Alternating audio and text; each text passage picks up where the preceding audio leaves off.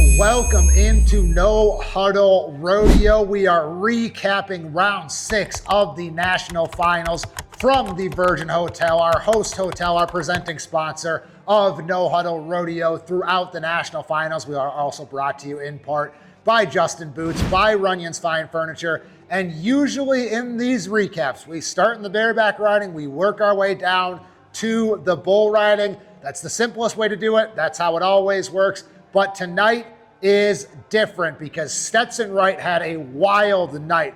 One of the wildest nights for a single cowboy, potentially in NFR history, and certainly one of the most controversial calls, one of the most controversial judges' decisions in the history of the National Finals Rodeo. And I know that sounds like hyperbole, and we are in the moment right now, but I don't think it is, because if you did not watch the rodeo, if you have not seen it, if you have somehow missed it, Stetson Wright did not mark his horse out, or so the judges said. If you asked Butch Knowles on the broadcast, he thought he marked him out. If you asked Jeff Metters on the broadcast, they thought he marked it out. If you ask Rusty Wright on Instagram, they thought he marked it out. If you ask Stetson after the rodeo if he marked that horse out, everyone will say that he did. If you ask Facebook commenters, Instagram commenters, everyone believes, and it did look, I'm not offering my opinion, but it did look like he probably marked that horse out, or at least marked it out enough where you wouldn't call that at this stage of the National Finals Rodeo. But that is not how it worked. That is not what happened. A no score for Stetson Wright. And again, just to give you some context, what happened on the broadcast here is they threw the flag, and they showed the side they threw the flag on right away, and Butch Knowles right away goes, oh, it must have been the other side. He thought there was no chance he missed it with, I believe, his left foot is what they called. And so they go back, they look at the other side, and Jeff and Butch are going, no, what is going on here? But again, that was the judge's call. They went to replay there too, and the call stood. And why does that matter? It is not just the fact that this happened to Stetson Wright, the 8-time world champion, Superman, the guy having the best NFR, maybe the most famous guy in our sport. It matters a ton because Stetson Wright was the projected world champion in the Bronc riding coming in. Stetson Wright, through 5 rounds, was projected to win the Triple Crown because he led the NFR average, and he led the NFR average by about 8 points coming into the round tonight. And so with that call, getting a no score, he drops all the way down in the average to outside of the money, to not getting an average check. That means they wiped out $96,000 that he could have potentially won from that NFR average. Now he'll be lucky to even get an NFR average check. And that check was keeping him at that number 1 spot. So he goes tumbling down from number 1 to number 7 in the projected world standings. And so let's go now to what actually happened in the Bronc riding tonight outside of Stetson Wright. Statler Wright wins the round with 90 points. Zeke Thurston goes to the lead in the average, and now Zeke Thurston is your projected world champion amid all of this chaos. It feels like Zeke hasn't made any huge marquee rides, but that does not matter because he has done enough and he has been rock solid, and rock solid now could deliver Zeke Thurston a world title after Stetson missed the horse out tonight. Ryder missed the horse out last night. And so this saddle bronc riding race is going to be awfully hectic down the stretch. But after all of that, Stetson still had a bull to get on. And I have seen people ride bulls. I've seen people be angry at bulls. I have never seen someone in my life so clearly wanting to take out his anger on that bull. Within 3.5 seconds, he was spurring like the devil on Stockyards Pro Rodeo's Insurrection, and he ends up winning the round. So after all of that, Stetson still takes a trip to the South Point to join his brother Statler Wright, and he really took more firm control of that bull riding race. He's now 4 for 6. Kai Hamilton rides again, so Kai Hamilton 5 for 6, 1 bull up. But Stetson gets that big $36,000 plus payday. He leads Kai by about $100,000. Wacey Schalla bucked off again. So Stetson now in a really good position in the bull riding, really good position in the all-around. just in a much, much worse position in the Bronc riding when it really looked like he had a good chance to win that world title, or at least be in the world title mix. But he did say something really interesting afterwards when talking about what happened in the Bronc riding. He told me, I feel like it really helped me in the bull riding. I'm not out of anything. If anything, I am now more in it than I was yesterday. So you have a fired up Stetson Wright, a motivated Stetson Wright, and a Stetson Wright who was ready to attack that bull and did just that. So it is going to be all eyes on Superman tomorrow. I'm very, very excited for it. And again, Stetson was not shy.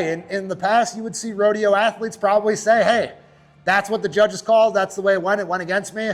Stetson wasn't shy about saying afterward that he wholly disagreed and he believed that he marked that horse out. So that is the big story of the night. Now let's go all the way back to the top, to the bareback riding, which was won by Kade Sonnier. He's riding really, really well. 88 points tonight. He was 86 3/4 on his last 3 horses. Now Wacey Schalla leads the average in the bareback riding. He was 3rd in the round tonight. Cooper Cook 2nd. Sam Peterson now 2nd in the average. Rocker 3rd in the average. No check for Rocker tonight on a re-ride. But again, being 3rd in the average, having that lead of over $100,000, Rocker Steiner still very much in control there. In the steer wrestling, Ty Erickson, the race is right back on. Ty Erickson right back in this race. He missed the steer last night. 3.5 seconds tonight. He wins the round, so he gets that $36,000, but also he is 20.1 seconds on 5. He is by far the fastest on 5 right now. So every guy that falls out of the average, that is $10,000, $15,000, $20,000 that potentially gets added to Ty Erickson's total. And right now he sits 6th in the average. So he is currently collecting an average check, even though he was down a steer. Will Loomis, he mentioned it a couple days ago, knows he's got to go for that day money. He gets a 4th place check. Tucker Allen just out of the Monday night, but Tucker Allen still leads the average. And so we are pretty close to a dead heat between these 3 guys coming down the stretch. And it looks a little more likely with each passing round that Will Loomis still has a chance at this thing. And I think Will Loomis knows that he very much still has a chance at this thing. In the team roping, Tanner Tomlinson, Travis Graves, 3.4. It was a salty round in the team roping tonight. 3-4, 3-5, 3-6 all in the round. Took 4 flat to get a check. And with that now, Tanner Tomlinson, number 1 in the world. Travis Graves, number 2. Tomlinson is about $30,000 more than his partner, which is why split world champions are very much in play in the team roping. Clint Summers and Jade Corkill, they were 3-5 tonight to get $29,000 of their own. And so Tomlinson number 1 on the head side, Summers number 2 on the head side, Jade Corkill number 1 on the heel side, Travis Graves number 2 on the heel side. But you look at the projected world standings, because Clint Summers and Jade Corkill are really high up there in the average, they are projected number 1, both of them. Tomlinson projected number 2, Graves though projected number 4. So going to be really, really interesting to see what happens in that team roping. And I asked Tanner Tomlinson and Travis Graves afterward, have you thought about what round 10 might look like for you? And they completely brushed it off. They were like, no, we're just going to get to round 9. We're going to figure it all out then. We have no idea. We are not thinking about this world title race, how it impacts both of us right now. So I thought that was really interesting. They have not really considered any of the ramifications, anything that they need to discuss in this whole race. And by the way, you saw me look down there because I mentioned that Clint Summers and Jade Corkill were really good in the average. I thought this was the case, but I wanted to confirm it. They lead the average at 25.5 seconds on 6. They are the only pair to catch 6 steers. And so I don't think this is how these two rope, but if they just have 4 more qualified times, they are probably your world champions. We already discussed the saddle bronc riding, so let's go to the tie-down rope. Joel Harris, 6'8". He's been to 16 perfs at the NFR. He has won 3 of them now for that world title race. Riley Webb and Shad Mayfield tie at 7.5 seconds, unchanged there. Kincade Henry was 7.1, so look out for him. He could still sneak into this thing, but right now, Riley with Shad going out of the average, Riley has the ace up his sleeve of being number 3 in the average, and I think that's going to play a really, really big factor down the stretch in this tie-down roping race. Now, instead of wrapping things up in the bull riding like we usually do, we are wrapping things up in the barrel racing. We're talking about someone else who is taking control of a world title race. Kassie Mowry, 13.42. She wins the round. She now leads the average, and she is in a golden position to do what Joe B says you always have to do. Get an average check, get a day money check in round 10, get 2 checks in round 10, and it'll help you mightily. Well, she is in position to get that $96,000 average payout. And so we are probably 1 or 2 rounds away, barring anything crazy, from Kassie Mowry really being in a good spot where she just got to go run the pattern in rounds 9 and 10, and she will be good as gold for the 2nd straight year. Obviously, though, she is still competing with Hailey Kinsel, who was in the Monday night, still competing with Brittany Pozzi Tonozzi.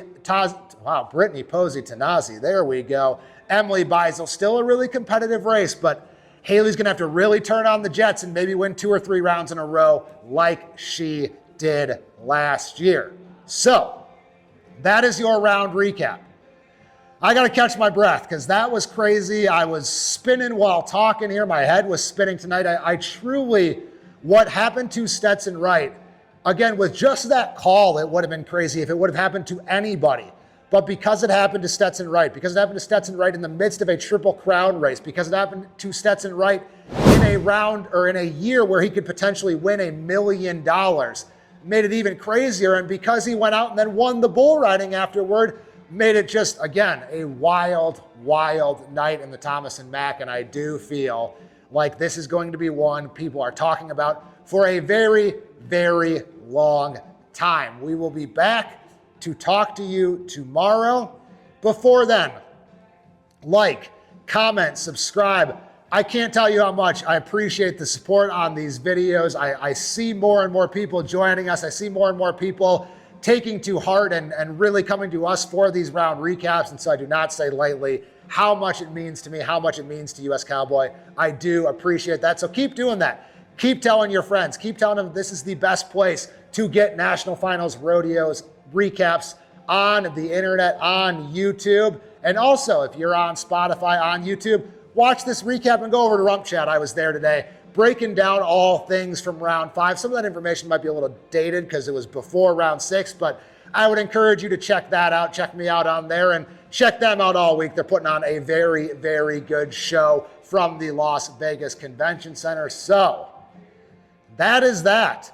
We are well over the halfway point. We've only got 4 rounds left. We are 60% of the way home for the for the National Finals Rodeo at the Thomas and Mack. And what I was going to say is I bet it gets only crazier in that building from here on out. We'll be with you every step of the way. Thank you to Virgin Hotels. Thank you to Justin Boots. Thank you to Runyon's Fine Furniture. I'm going to catch my breath, and we will see you for round 7 of the National Finals Rodeo.